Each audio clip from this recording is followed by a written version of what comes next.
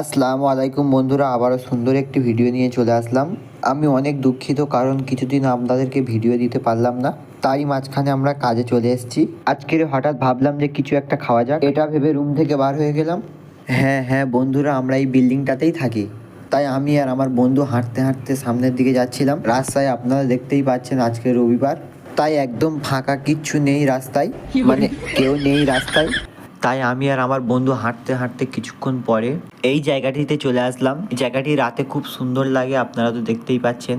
অবশেষে আমরা এই বিরিয়ানি দোকানটাতে চলে আসলাম। শুনেছি নাকি কাকুটা ভালো বিরিয়ানি বানায়, তাই এখানে এসে ফটাফট 4 প্লেট বিরিয়ানি অর্ডার দিয়ে দিলাম। কিছুক্ষণ পরে দেখি কাকুটা বিরিয়ানি দিয়ে দিয়েছে।